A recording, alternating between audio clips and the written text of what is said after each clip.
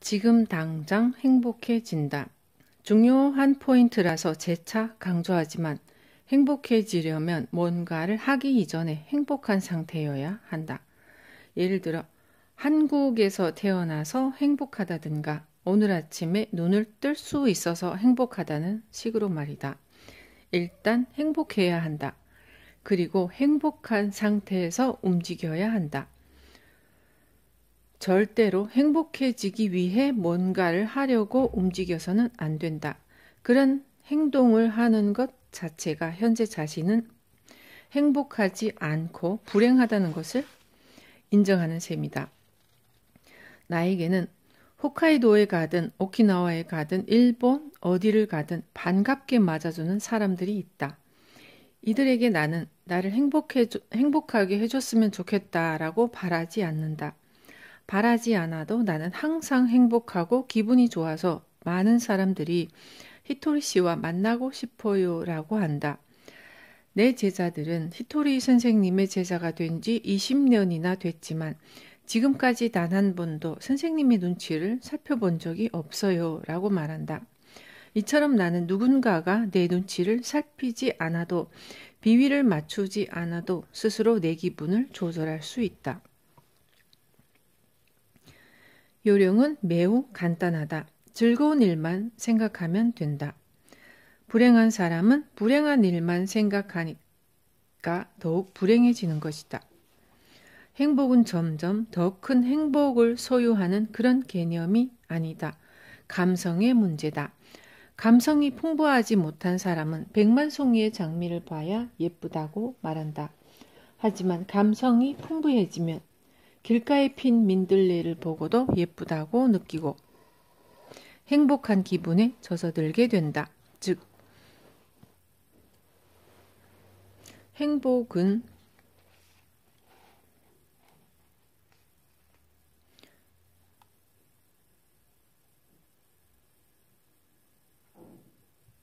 행복한 기분에 젖어드는 것이다.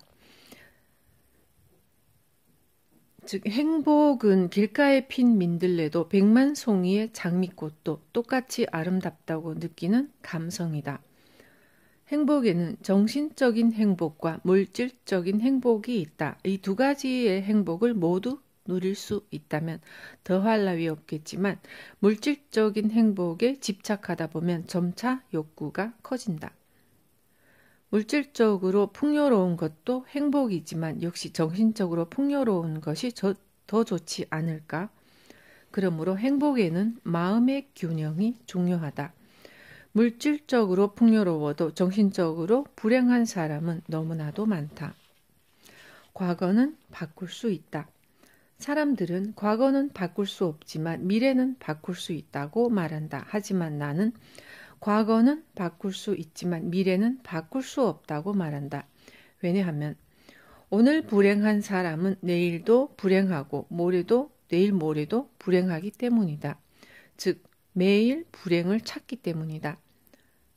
따라서 행복해지려면 자신의 과거를 되돌아보고 뭐뭐니까 불행해서 뭐뭐라서 다행이었어 라고 바꿔야 한다. 뭐뭐니까 불행했어를 뭐뭐라서 다행이었어 라고 바꿔야 한다. 뭐뭐가 있어서 오늘의 행복이 있다고 말이다. 앞에서도 언급했지만 어렸을 적에 내 어머니는 일하느라 무척 바빠서 자식을 제대로 돌보지 못했다. 누나는 엄마가 돌봐주지 않는 나는 불행한 사람이야 라고 불평했지만 나는 부모의 간섭도 없고 잔소리도 없다며 좋아했다. 이렇게 같은 부모 밑에서 똑같은 일을 겪은 형제라도 각자 받아들이는 방식이 다르다. 우리가 행복해지려면 과거에 있었던 모든 일을 뭐뭐라서 다행이야 라고 바꿔야 한다. 그러면 게임처럼 과거의 일이 모두 행복으로 바뀔 것이다. 이것이 가능하면 오늘도 행복하고 내일 모레도 행복할 것이다. 고생은 잘못된 것이다. 인간이 행복해지는 것은 당연한 일이고 고생하는 것은 잘못된 일이다. 사실 고생은 하면 안 되는 것이다. 그리고 일은 상대방에게도 이득이고 자신에게도 이득이면 자연스럽게 잘 풀린다. 게다가 그 일이 신도 기뻐할 만한 일이라면 잘 될 수밖에 없다. 회사원은 고용주에게 고용하길 잘했다는 인정을 받는 것이 성공의 첫걸음이 된다. 여기에 행복한 사고방식까지 갖추면 더할 나위 없다. 인간의 신체는 간단히 말해서 영혼과 육체로 이루어져 있다. 육체는 섭취한 음식에 의해 형성되므로 음식을 잘못 먹으면 병이 생긴다. 영혼은 사고방식을 따라 성장해 나간다. 따라서 사고방식이 올바르고 음식이 올바르면 사람은 자연히 건강해진다. 사람이 살면서 고쳐야 할 것 중에 대부분은 싫거나 짜증나는 일들이다. 물론 좋아하는 일만 해도 병은 생긴다. 일단 병이 생기면 병원에 가야 하고 약도 먹어야 한다. 또 심각한 경우에는 수술도 받아야 한다. 물론 약을 먹고 수술을 받는 것이 싫겠지만 거부하면 건강을 회복할 수 없다. 이처럼 설령 짜증나고 싫은 일이 있더라도 우리는 그것을 받아들이고 고쳐나가야 한다. 예를 들어 당신이 낫또를 싫어하는데 누군가 먹어보라고 권했다고 하자. 폰즈를 낫또에 뿌려 먹으면 몸에 상당히 좋아요라고 말이다. 이때 자신은 낫또를 싫어한다며 먹지 않을 것인지 아니면 조금이라도 참고 먹어볼 것인지에 따라 결과가 달라진다.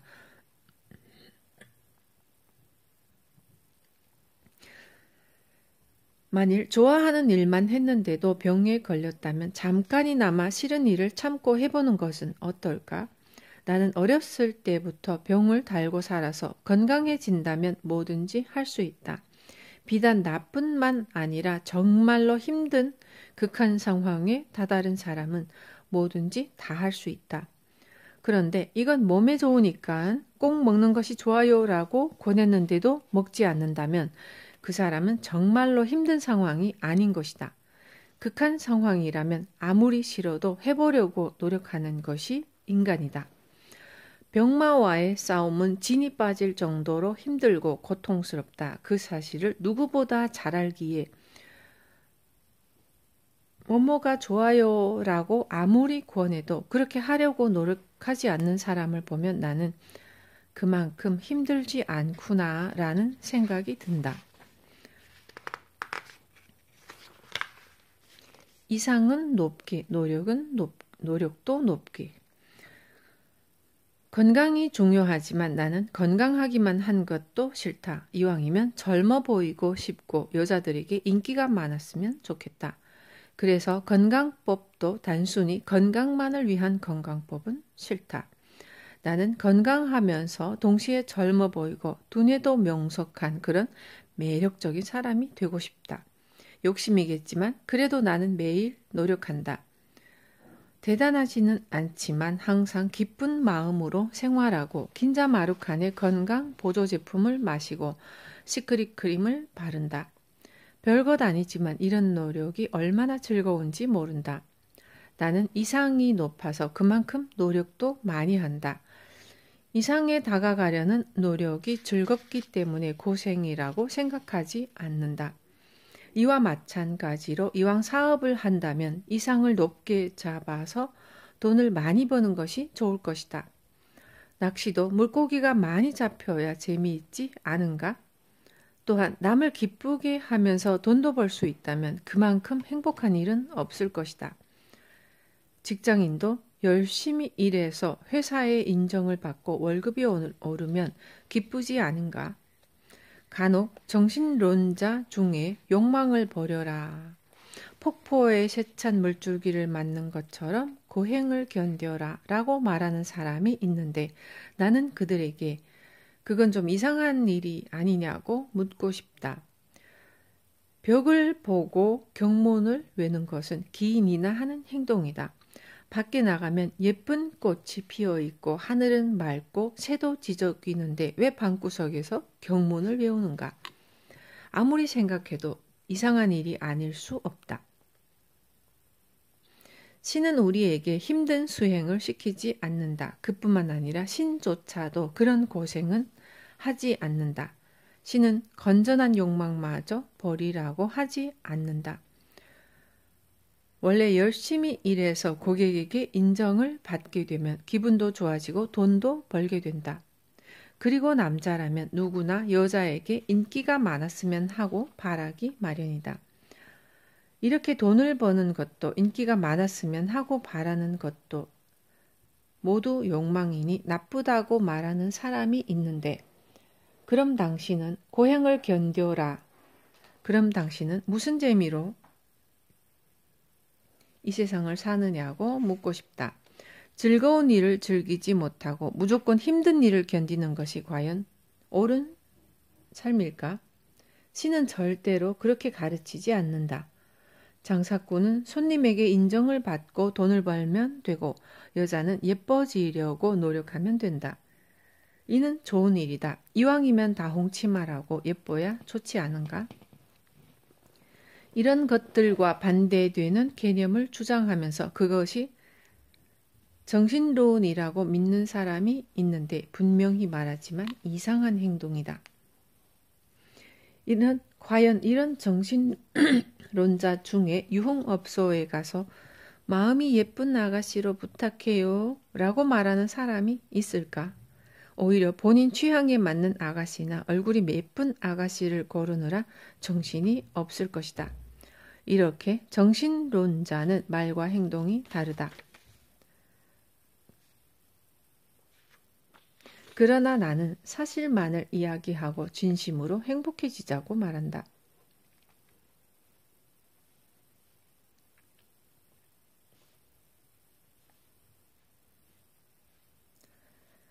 자기 자신과 남에게 도움이 되는 사람은 반드시 성공한다.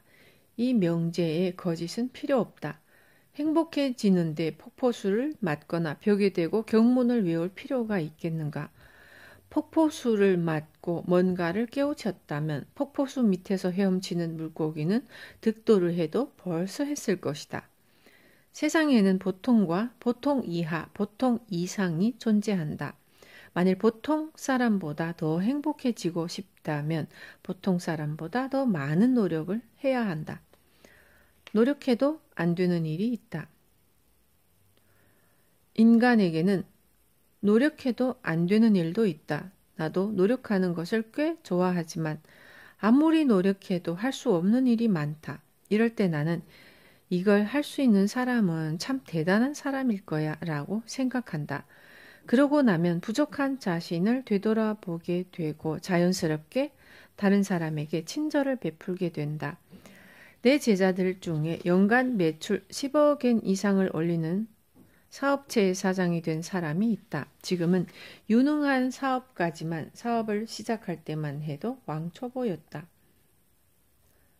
그래서 일하는 방법을 가르쳐주고 내가 할 수 있는 일은 직접 해주기도 했다. 나는 신이 인간에게 잘하는 특기도 줬지만 서투르고 부족한 부분도 함께 줬다고 생각한다. 그럼에도 곤란해질 만한 일은 일어나지 않게 해준다고 믿고 있다.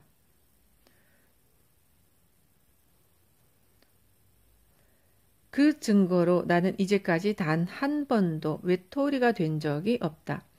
내가 할 수 없는 일이 생기면 반드시 그것을 잘하는 사람이 나타나서 도와줬다. 이렇게 자신에게 불리하거나 곤란한 일은 절대로 일어나지 않는다. 설령 불가능한 일이 생겨도 신은 그 사람을 곤란하게 하지 않는다. 그 사람을 도울 수 있는 누군가를 보내준다. 자신이 할 수 없는 일을 다른 사람이 도와주면 고마운 마음이 들지 않는가? 신은 우리에게 주는 배움의 기회에도 이런 것도 포함되어 있다. 이렇게 생각하면 뭐든지 잘하는 사람은 얼마나 냉정하고 차가울까? 만일 내가 뭐든지 잘하는 완벽한 인간이었다면 인정사정 없는 냉혈한이 됐을지도 모르겠다. 무심코 우리는 더 노력해라, 더 열심히 해라 라고 말하는데 인간에게는 아무리 노력해도 아무리 애를 써도 불가능한 일이 있고 서투르고 부족한 부분도 있다. 나도 마찬가지다. 이 또한 신이 준 것으로 인간은 서툴고 부족한 점이 있으면 자신의 미숙함을 알고 남을 배려하게 된다. 뭐든지 완벽하게 할 수 있고 남을 배려하지 않는 인간보다는 완벽하지 않더라도 남을 배려할 줄 아는 인간이 훨씬 낫지 않은가? 열등감을 극복하면 보석이 된다. 사람은 자신이 할 수 없는 일이 있으면 열등감을 느낀다.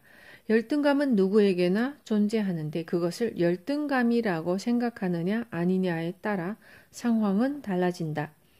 열등감을 극복하면 값진 보석이 된다. 예를 들어 청중 앞에서 이야기하는 것이 어려웠던 사람이 있다고 하자. 이런 사람이 열심히 노력하고 연습해서 멋지게 이야기할 수 있게 된다면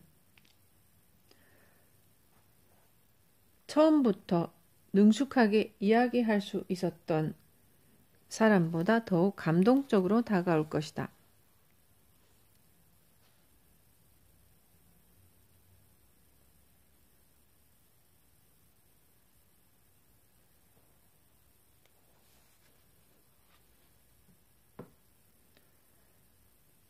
이렇듯 사람은 극복하면서 인생을 살아가며 그때마다 인간적인 매력이 생긴다. 나에게도 할 수 없는 일이 매우 많지만 그런 것들에 열등감을 갖지 않는다. 할 수 없는 개성이라고 생각하니까. 인간의 매력이란 자신을 변화시켜 온 사람일수록 더욱 커진다. 다양한 일에 도전하거나 자신을 바꾸려는 노력이 매력으로 이어지기 때문이다. 마라톤 혹은 스포츠에서도 외면을 향상시키는 도전은 의외로 쉽지만 자신의 내면을 향상시키는 도전은 어렵다. 자신의 내면을 갈고 닦는 것은 다른 사람들에게 보이지 않기 때문이다.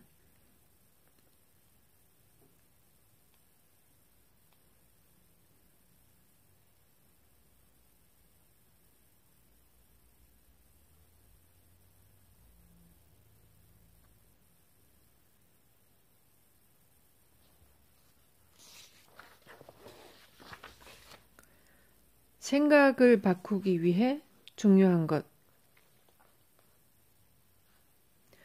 내면을 바꾸려면 우선 생각을 바꿔야 한다. 내가 생각이 중요하다고 말하는 이유는 생각하지 않았던 것을 행동으로 옮길 수 없기 때문이다.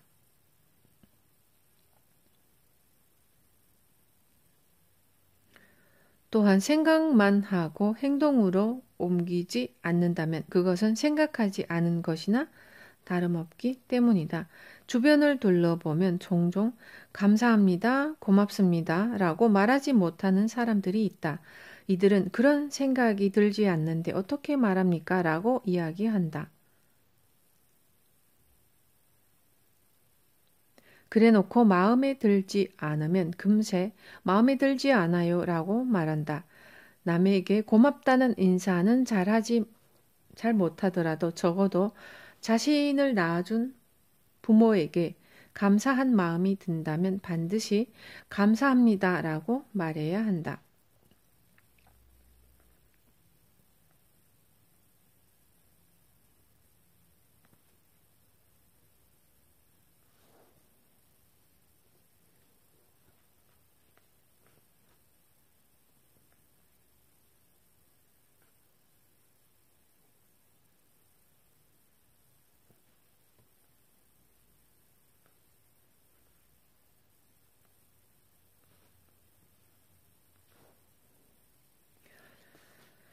나는 사람들에게 고맙다는 생각이 안 들어도 일단 말이라도 해봐라 라고 한다. 물론 고맙다는 생각이 들었을 때 말로 표현하는 것이 당연히 좋다.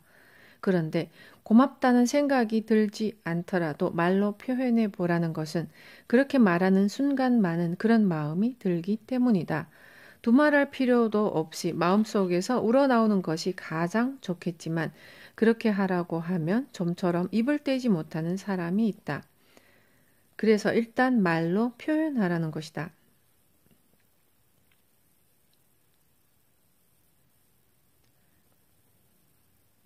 일단 말로 표현하면 반드시 그 사람의 주변에 일어나는 일들이 달라지고 자연히 생각도 바뀌게 될 것이다. 그리고 또 한 가지, 생각을 바꾸기 위해서는 겉모습도 바꿔야 한다. 도쿄에서는 유부가 들어간 국수를 기스네 국수라 하고 튀김 부스러기가 들어간 우동을 다누키 우동이라고 부른다.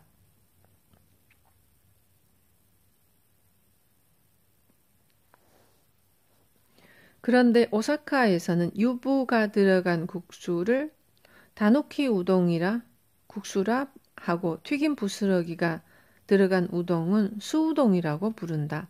이처럼 같은 일본인이라도 자신이 생각한 것과 상대방이 생각하는 것이 반드시 일치하는 것은 아니다. 이제 저는 옛날의 제가 아닙니다. 변했습니다. 라고 아무리 말해도 겉모습이 바뀌지 않으면 사람들은 알아채지 못한다. 그래서 인간은 상대방에게 어떻게 보이는지도 중요하다.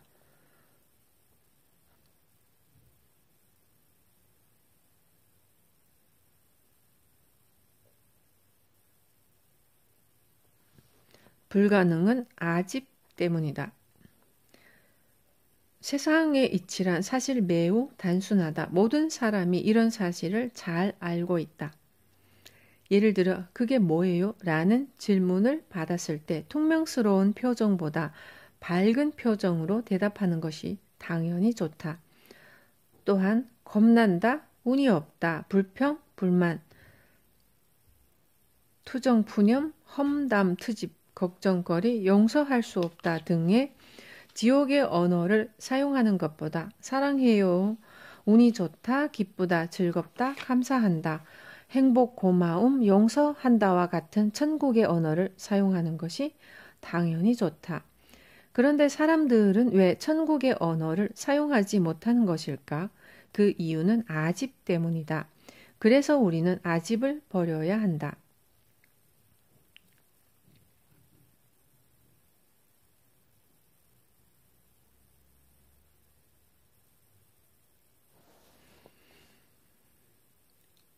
아집과 개성은 엄연히 다르다.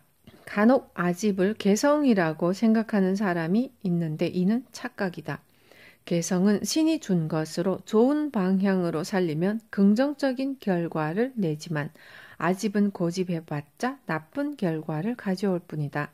그렇다면 개성과 아집은 어떻게 다를까? 아집은 자신의 인생을 망치는 것으로 고집하면 할수록 남에게 미움을 사게 된다. 인간은 얼마든지 행복해질 수 있다. 그런데 무슨 연유에서인지 행복해지지 못하는 사람들이 많다. 예를 들어 천국의 언어를 쓰면 좋습니다 라고 하면서 그렇게 해서 행복해진다면 아무도 고생하지 않겠네요 라고 반박하는 사람이 있는데 지옥의 언어를 사용하는 것보다 천국의 언어를 사용하는 것이 당연히 좋지 않은가? 또한 남의 잘못이나 실수만 찾아내서 그래서 행복해지겠어요? 라고 따지는 사람이 있는데 이런 사람은 절대로 불행해질 수 없다. 절대로 행복해질 수 없다. 인간이라면 누구나 결점이 있다. 실수도 하고 나쁜 일도 저지른다. 이 세상은 불공평한 것 같지만 사실은 매우 공평하다. 나만 봐도 그렇다. 어렸을 때부터 잔병치레가 잦았지만 크게 다치지는 않았다. 반면 여기저기 잘 다치는 사람은 별로 잔병치레를 하지 않는다. 비록 아파서 계속 집에 누워 있었지만 나는 하나도 슬프지 않았다. 생각하는 것을 좋아하기 때문에 따분하지 않았다. 만일 몸이 약해서 불행하다고 생각하는 사람이 있다면 이는 잘못된 생각이다. 우리 주변에는 건강해도 불행한 사람이 많다. 이렇듯 행복은 행복하다고 생각하는 마음에 달려있다. 그래서 나는 어떤 일이 생겨도 행복하다고 생각한다. 인간은 어둡고 부정적인 것을 생각하면 밝고 긍정적으로 살아갈 수 없다. 기쁘고 즐겁게 살고 싶다면 긍정적인 것을 생각하자.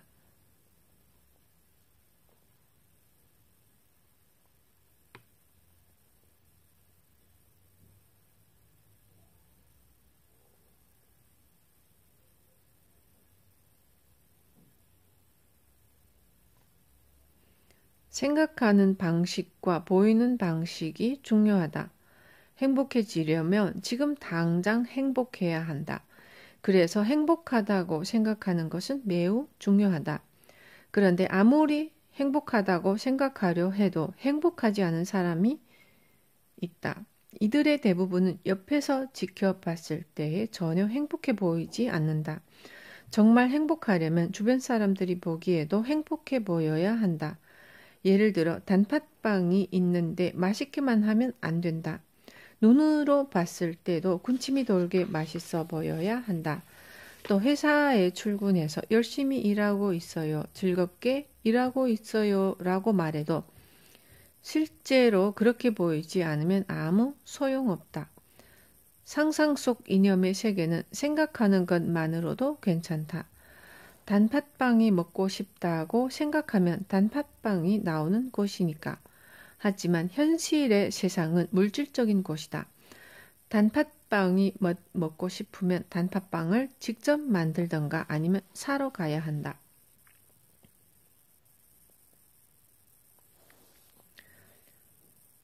따라서 행복해지고 싶다면 행복하다고 생각하고 행복하게 보여야 한다. 그렇게 하면 주변에 행복한 사람들이 몰려든다. 또한 주변 사람들은 불행한데 자기 혼자만 행복할 수는 없다. 행복의 원리가 그렇다. 그래서 나의 행복론은 내 주변으로 다가온 사람들을 모두 행복하게 만들자이다. 즉 본인이 이득을 얻고 싶다면 우선 상대방이 이득을 얻을 수 있도록 돕는 것과 같은 이치다. 자신의 일은 자신이 생각하는 대로 움직인다. 만약 그렇게 되지 않는다면 사고방식이 틀렸기 때문이다.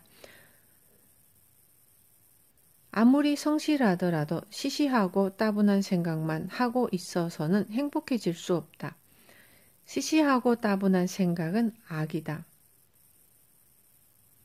이런 생각은 타인에게 불쾌감을 주거나 즐겨야 할 시간을 빼앗아 간다. 오르면 됐다, 성실하니까 됐다는 잘못된 생각이다.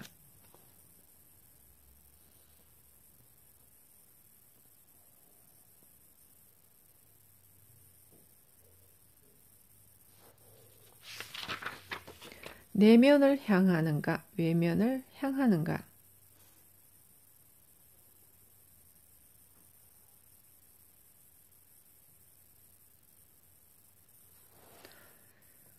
흔히 사람의 마음을 상향심과 하향심으로 표현하는데 정확하게는 외면으로 향할 때와 내면으로 향할 때로 나눌 수 있다. 즉 공기와 마찬가지로 들이쉴 때와 내쉴 때가 있는 것이다. 그래서 때로는 내면을 향하기도 하는데 딱히 저어할 필요는 없다. 이럴 때는 그대로 가만히 있으면 된다. 그러면 마음이 자연스럽게 외면을 향하게 된다. 숨을 쉴 때 들이쉬기만 하면 호흡이 이루어지지 않는 것처럼 사람의 마음도 외면으로 향하거나 내면으로만 향하지 않는다. 마음이 움직이는 것은 지극히 자연스러운 일이다. 단, 왜 아래로 향하는 거지? 왜 부정적인 것만 떠오르는 거지? 라고 고민해서는 안 된다. 고민하면 오히려 시간만 지체될 뿐 좋은 방향으로 움직이지 않는다. 마음은 항상 뭔가를 생각하는데 대개 부정적인 것들이다. 특히 노후에 대한 걱정이나 이런저런 일을 떠올리는데 내버려 두면 자연스럽게 외면에서 내면으로 향하는 때가 와서 스스로 균형을 찾는다. 곤란한 일이 생기지 않는 이유. 사람은 몇 번이나 다시 태어난다. 영혼의 성장을 위해서 태어나는 것이다. 나는 사람들에게 곤란한 일은 일어나지 않는다고 말하는데 곤란한 일이란 신이 그것은 틀렸다라고 말해주는 것이다.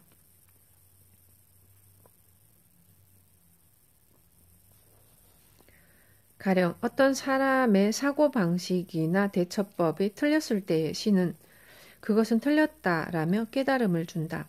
따라서 인간관계에 어려움을 느끼는 사람이 있다면 그 사람은 인간관계에서 뭔가 틀린 것이다.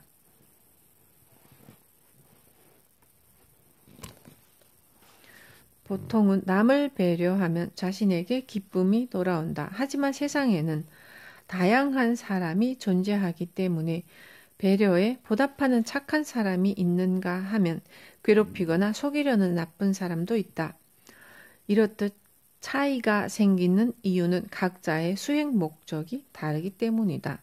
즉, 배워야 할 것이 서로 다른 것이다. 그러니 일이 뜻대로 풀리지 않거나 타인과의 관계가 원만하지 못할 때는 슬슬 방법을 바꿔보는 것이 좋겠다는 신의 지시라고 생각하자. 이때 수행의 관건은 자신을 바꾸는 것인데 간혹 자신이 아닌 남을 바꾸려 하는 사람이 있다. 하지만 이는 불가능한 일이다. 먼저 자신이 바뀌어야 비로소 상대방도 바뀐다. 우리는 수행을 위해서 이 세상에 태어났다. 그래서 해결해야 할 문제가 없는 날이 없다. 인생은 눈앞의 문제를 두고 힘들고 어렵다고 생각하든지 신이 준 문제라고 생각하고 열심히 해결하든지 둘 중 하나다. 대신 문제를 해결하면 자신의 등급은 한 단계 위로 올라간다. 문제를 해결하지 않은 채 그대로 놔두면 한동안 그 문제는 눈앞에서 사라진다. 하지만 또다시 똑같은 문제가 나타난다. 해결될 때까지 몇 번이고 다시 나타난다. 세상은 그렇게 만들어졌다.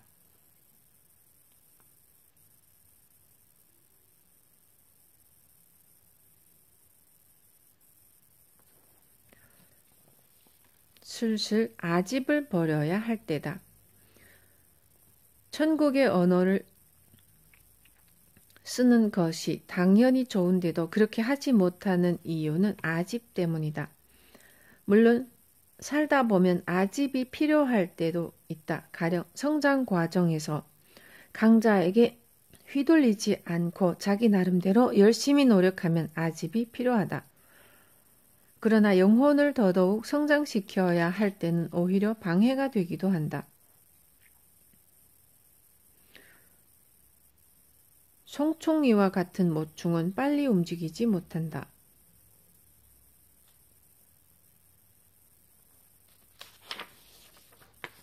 그래서 바늘처럼 뾰족한 털로 자기 자신을 보호한다. 하지만 성충이 되면 날개가 돋고 하늘을 날 수 있게 된다. 이때는 자신을 지켰던 뾰족한 털과 같은 아집은 필요 없어진다. 그럼에도 계속 지니고 있으면 방해가 되고 오히려 고통스럽다. 이와 마찬가지로 사람에게도 때로는 웃는 얼굴보다 시무룩하거나 험악한 표정을 짓는 것이 이득일 때가 있다. 어린아이가 시무룩한 표정을 짓고 있으면 부모가 달려와서 왜 그러니 하며 아이의 기분을 살펴준다. 그런데 이것이 버릇처럼 굳어버리면 무뚝뚝한 표정을 지으면 누군가가 자신의 기분을 맞춰준다는 착각을 하게 된다. 또한 후배에게 무시당하지 않으려고 무서운 표정을 짓던 사람은 이것이 버릇으로 굳어져 다른 사람에게 지지 않으려면 무서운 표정을 지어야 한다고 착각을 하기도 한다.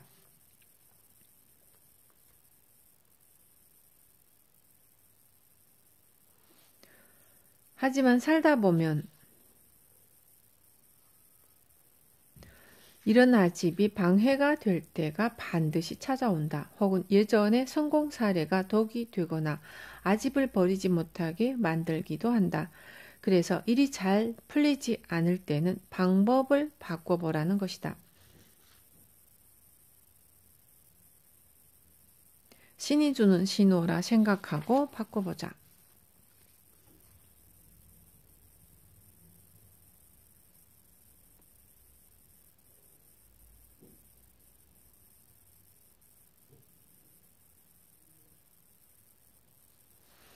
걱정하기보다 믿는 것이 중요하다.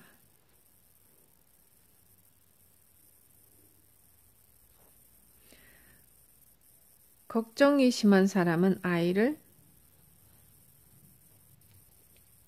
걱정하는 것은 부모의 의무라고 생각한다. 하지만 중요한 것은 믿는 것이다. 아이의 영혼을 믿어야 한다. 신과 약속한 여러 고난을 극복할 수 있을 거라고 말이다. 걱정이 심한 사람의 문제점은 영혼을 믿지 않는다는 것이다. 이런 사람은 결국 자신도 믿지 못하고 신도 믿지 못하게 된다. 그래서 걱정하기보다는 믿는 것이 중요하다.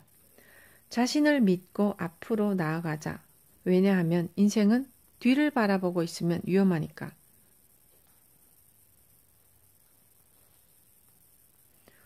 물론 뒤를 바라보고 있어도 인생은 언제나 오늘에서 내일을 향해 앞으로 나아간다.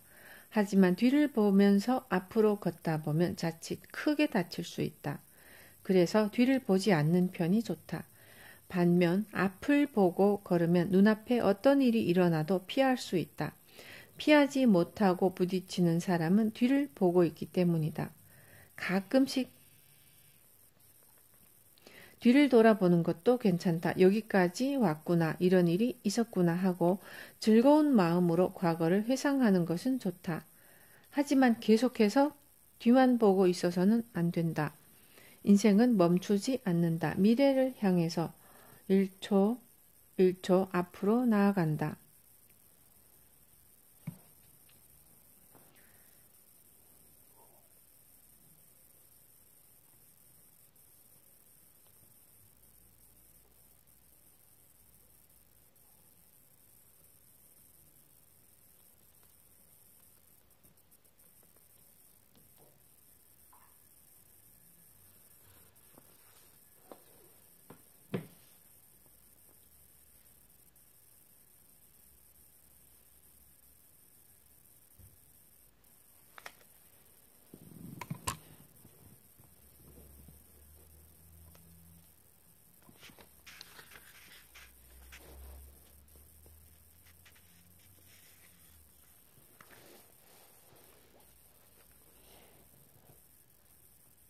가는 세월을 누가 막으랴. 시간은 붙잡아 둘 수 없다.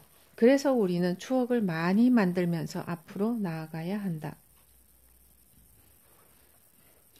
가장 좋은 것은 추억을 되돌아볼 겨를도 없이 지금을 즐기며 사는 것이다. 내가 이렇게 말하면 그럼 추억은 무엇을 위한 겁니까? 라고 묻는 사람이 있는데 당연히 지금을 즐기기 위해서다. 계속해서 추억을 만들고 뒤를 돌아볼 겨를도 없이 앞으로 나간다. 그러고 나서 한참 나이를 먹은 후에 이런 일도 있었지 라며 회상하면 된다. 뒤를 돌아볼 겨를도 없이 앞을 향해서 사는 인생이 뒤를 돌아볼 일이 많은 인생보다 훨씬 더 즐겁고 재밌는 일이다. 경쟁하면서 사랑과 빛을 바란다.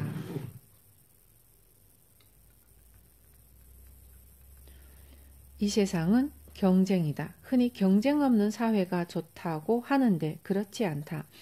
이것도 세상의 이치 중 하나다. 학교에 가면 친구들과 경쟁을 하고 회사에 가면 동료들과 경쟁을 벌인다. 나아가 동종업계의 기업끼리 국가와 국가도 경쟁을 벌인다. 사실 경쟁도 인생의 수행이다. 어떤 수행인가 하면 싸워서 이기거나 혹은 지더라도 남을 원망하지 않고 엇나가지 말자는 수행이다. 또한 그런 와중에 남을 도울 수 있는 사람이 되자는 수행이다. 경쟁에서 이기는 것은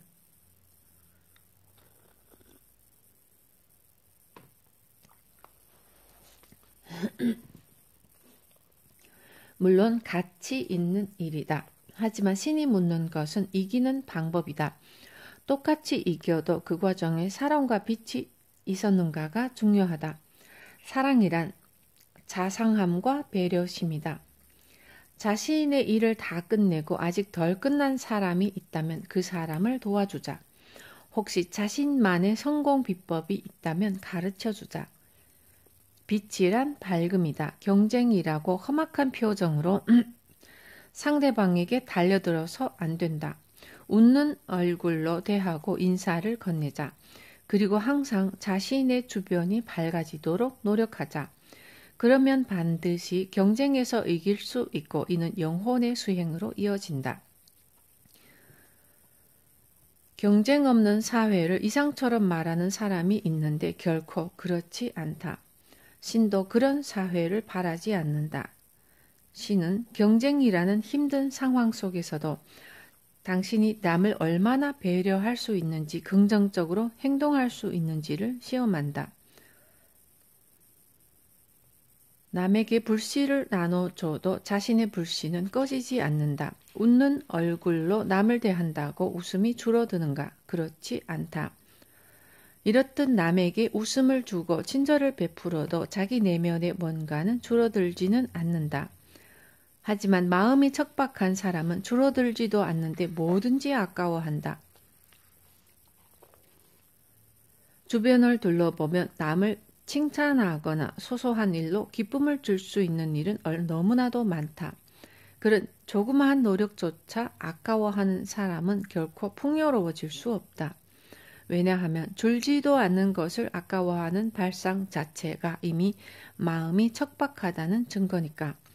이와 반대로 실제로 줄어드는 것을 소홀히 여겨서는 안 된다. 가령 집에 돈이 있다고 낭비해서는 안 된다. 낭비는 예를 들면 10,000명의 병사가 있으니 100명 정도는 죽어도 아무 문제 없다. 돌격해라 라고 말하는 것과 같다. 병사를 헛되이 죽게 할 셈인가. 그리고 남에게 돈을 빌려줄 때는 주의해야 한다. 자신이 융통할 수 있는 금액인지를 따져본다. 남을 도왔는데 그것이 오히려 자신에게 큰 위협이 된다면 본말 전도가 아닌가. 그리고 돈 이외에 도울 수 있는 방법을 찬찬히 생각해보자. 예를 들어 굶주린 사람에게 생선을 주는 것보다 낚시하는 방법을 알려주는 것이 그 사람을 위하는 길이다. 그런 지혜는 남에게 나눠준다고 줄어들지 않는다. 우리는 신에게 성금으로 많은 사랑과 빛을 받았고 이는 남에게 나눠준들 줄어들지 않는다. 그러므로 우리는 신이 준 사랑과 빛으로 주변 사람들을 기쁘게 하고 배려해야 한다.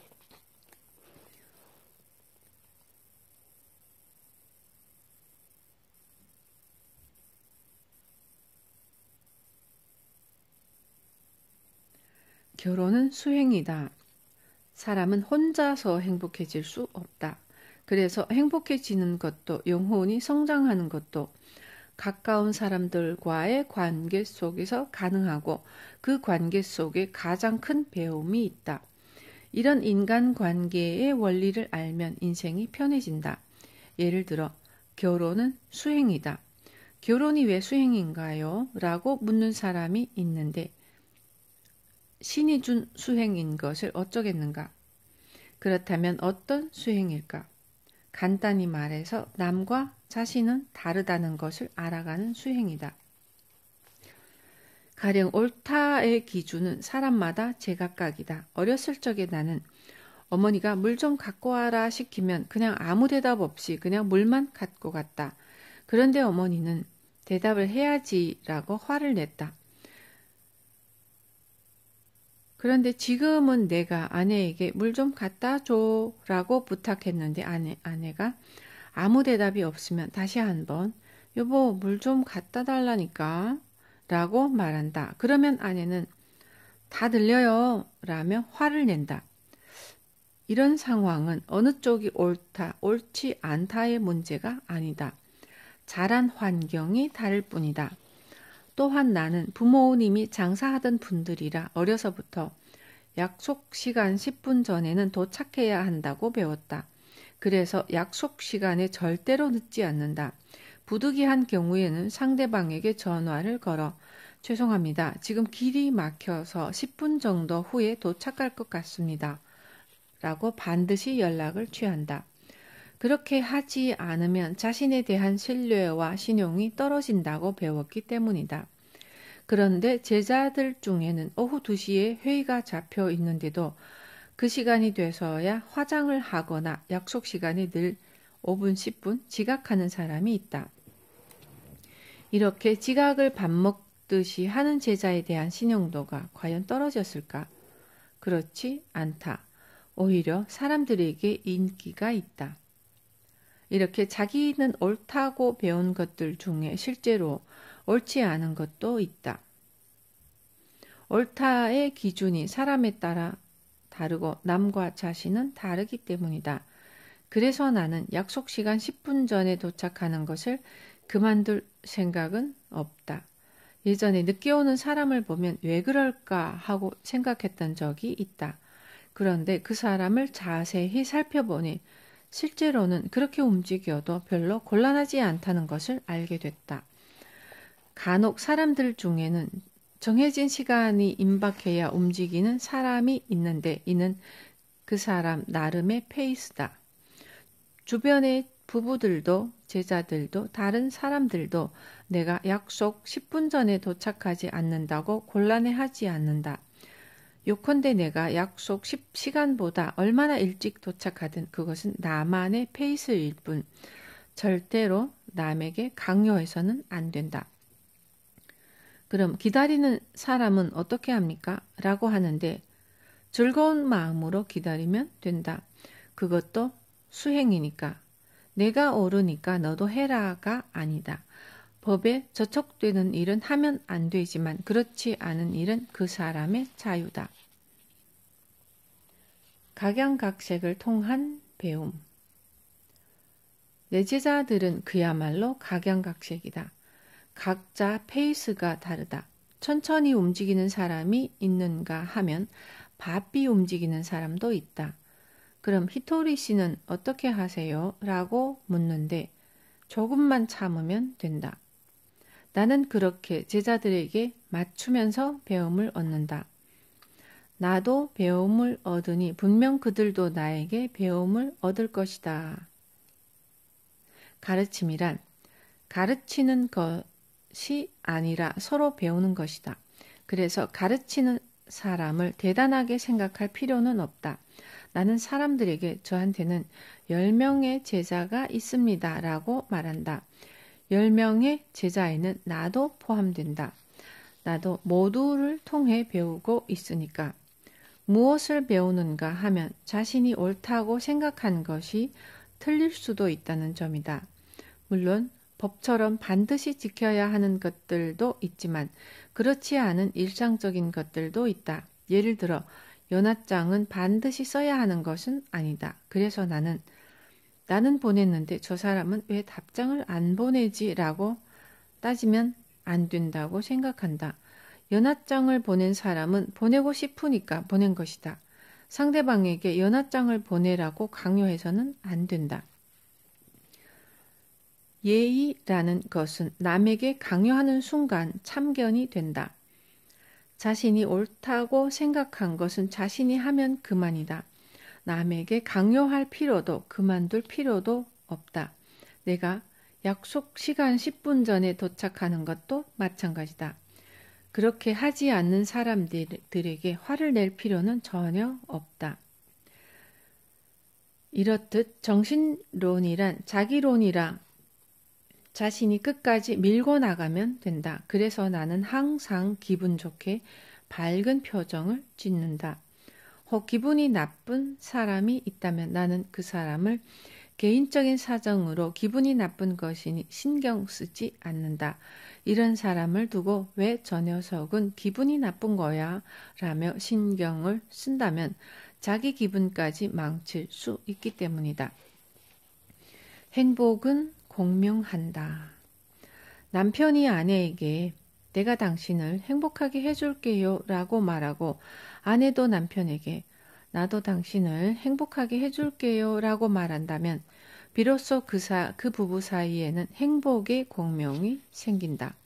그런데 아내가 나는 당신이 나를 행복하게 해주었으면 좋겠어요 라고 말한다면 얼핏 보기에는 행복한 부부 같아도 실은 그렇지 않다. 인간은 함께 공명하는 존재로 동일한 파동을 지닌 사이가 아니면 잘 맞지 않는다. 박수도 두 손이 마주쳐야 비로소 소리가 나지 않는가. 북도 북면과 북채가 없으면 아무 소용없다. 어느 한쪽만 있어서는 어떤 소리도 나지 않는다. 서로가 함께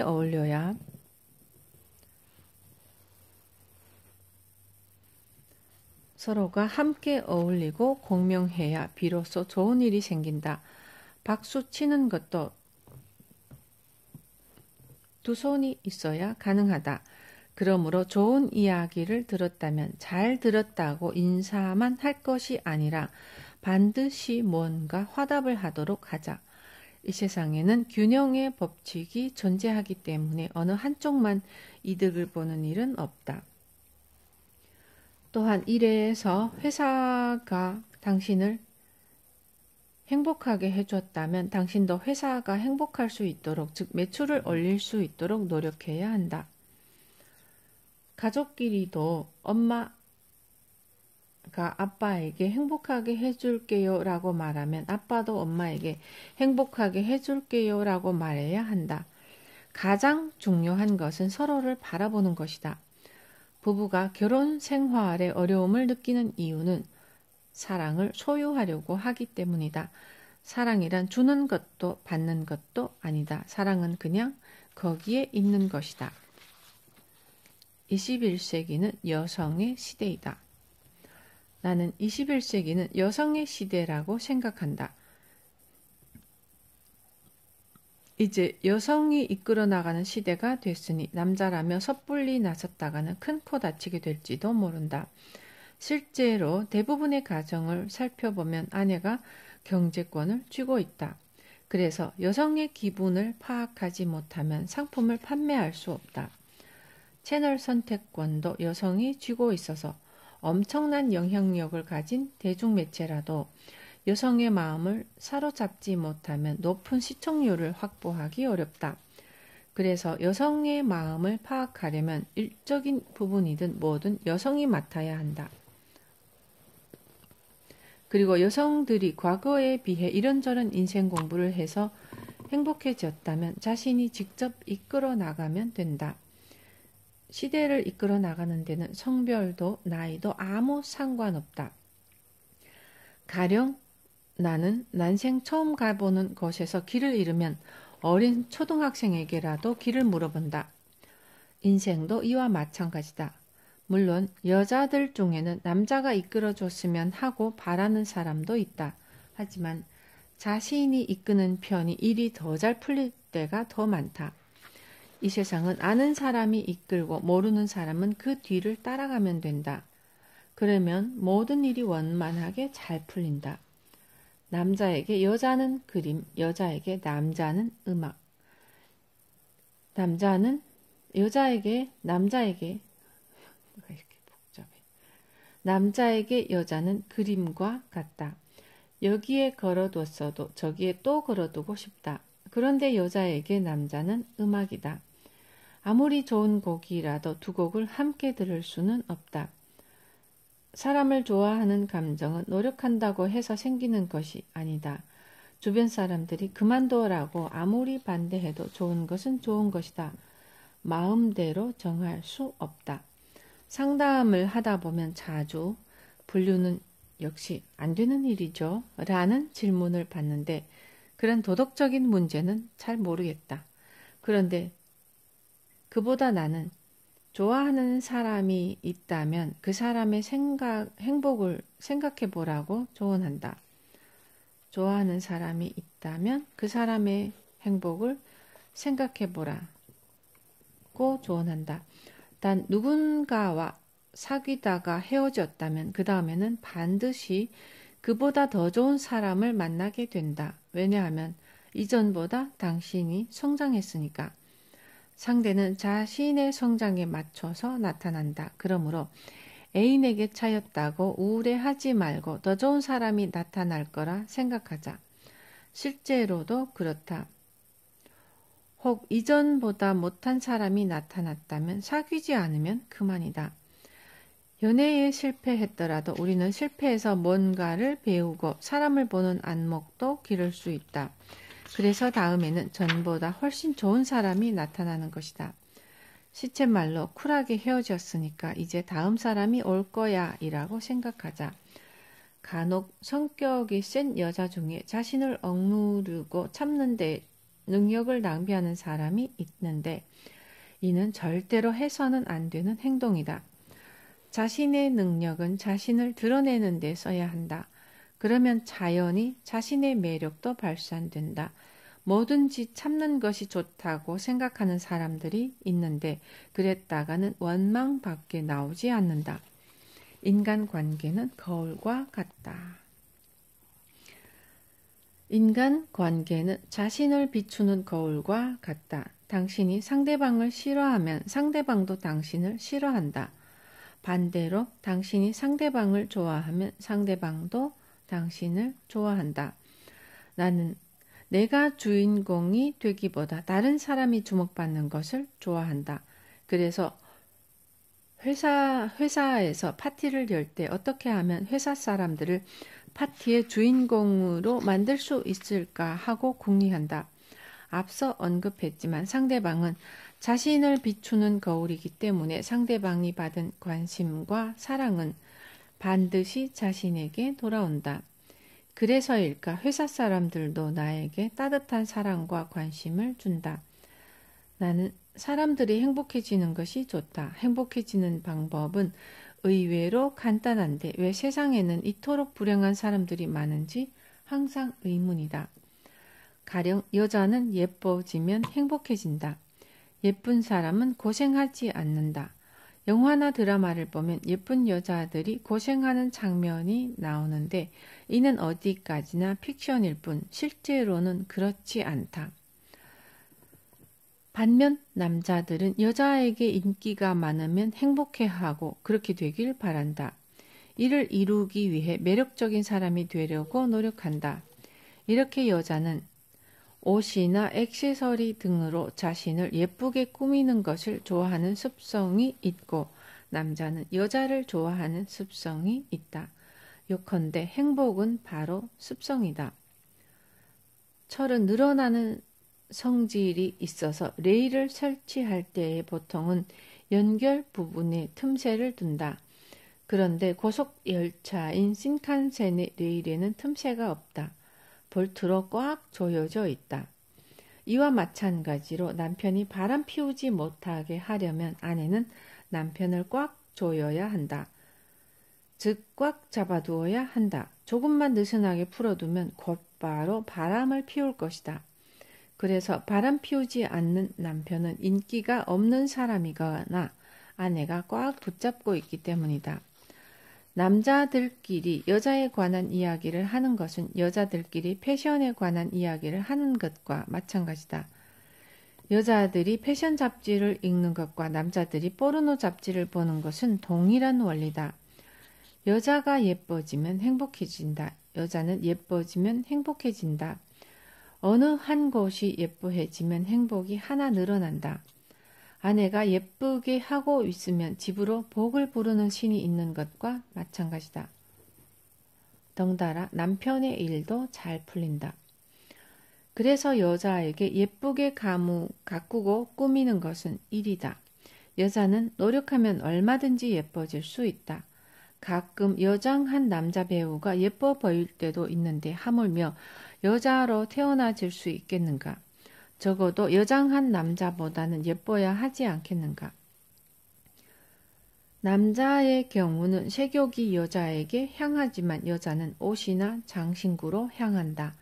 여자의 경우는 실제로 있었던 이야기인데 교토에 살던 한 할머니가 병에 걸려 시한부 판정을 받았다고 한다. 그런데 포목전 상인이 찾아오자 갑자기 이불을 박차고 일어나 이게 나한테 잘 어울리겠지? 라며 옷감을 골랐다고 한다. 아마도 할머니는 옷이 다 만들어질 때까지 기다리는 동안 건강하게 지낼 것이다. 그 정도로 여자는 예쁘게 꾸미는 것을 좋아한다. 그러니 남편은 아내가 스웨터를 몰래 샀다고 불같이 화를 내서는 안 된다. 이런 욕망은 신이 준 것이다. 남자나 여자나 여자를 쫓아가면 안 된다, 옷은 사면 안 된다고 하면 활력을 잃게 될 것이다. 남자의 이상형은 어머니다. 만일 남자에게 인기가 많았으면 하고 바라는 여성이 있다면 남자에게 내숭 떨지 말고 이 말 저 말 다 하는 것이 좋다.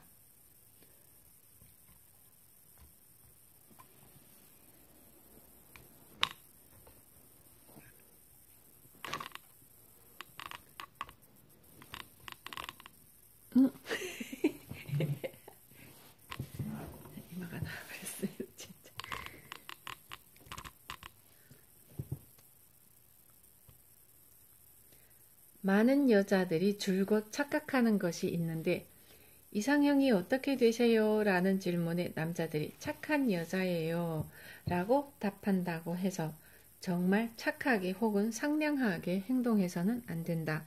왜냐하면 남자들이 말하는 착한 여자란 자신의 어머니를 뜻하기 때문이다.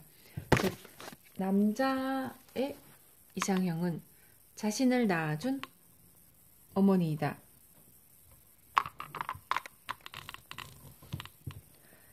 자신이 지각할 것 같으면 엉덩이를 때려서라도 학교에 보내는 것이 어머니다.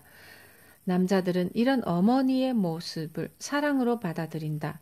반대로 배려한답시고 가만히 내버려 두면 게으름을 피우게 된다.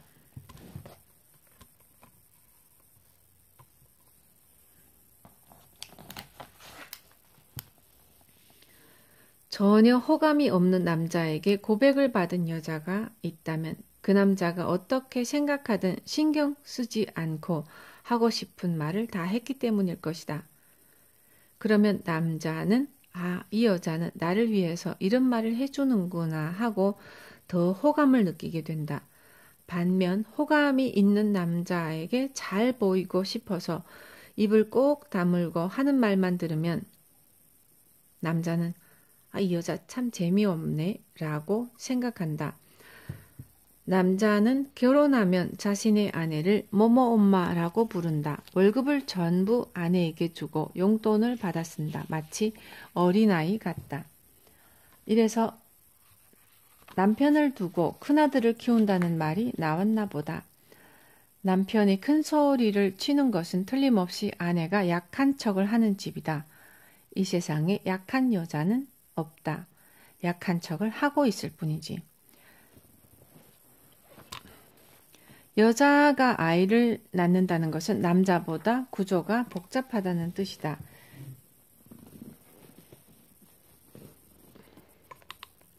그래서 여자들은 복잡하고 오래 산다.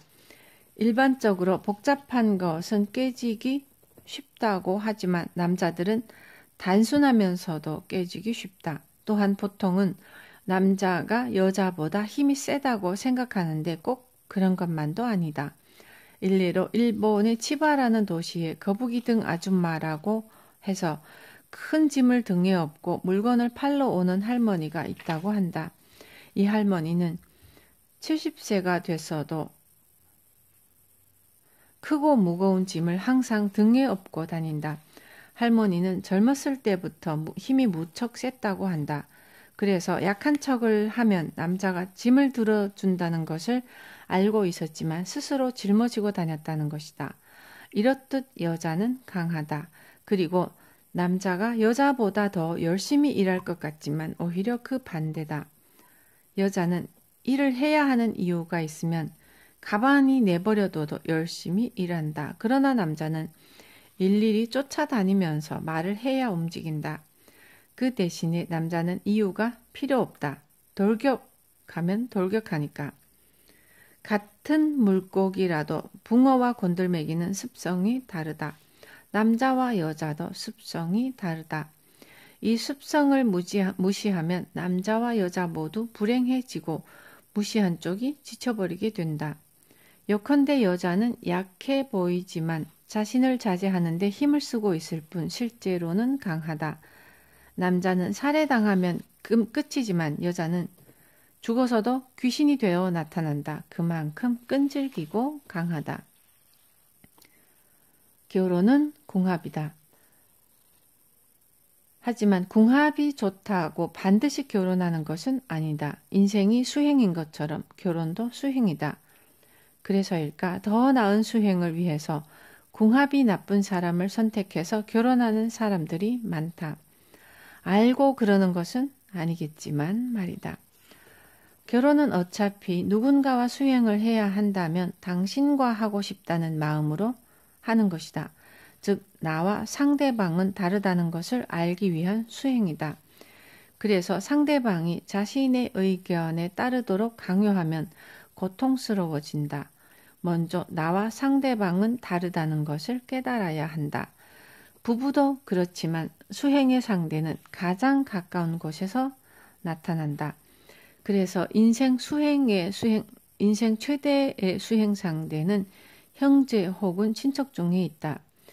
내 부모인데 내 이야기를 잘 들어주지 않아요 라고 불평하는 사람이 있는데, 이렇게 자신의 가장 가까운 곳에 벽창호 같은 사람이 있어서 수행하게 되는 경우가 많다. 하지만 많은 사람들은 신이 준 이런 원리를 이해하지 못한다. 수행은 이해라면 사라지고, 수행은 이해하면 사라지고 이해하지 못하면 이래도 저래도 라며 계속하게 된다. 남들보다 고생이 길어지는 이유는 자신의 관점이 틀렸기 때문이다. 이를 직시하고 자신을 바꾸려고 노력하자.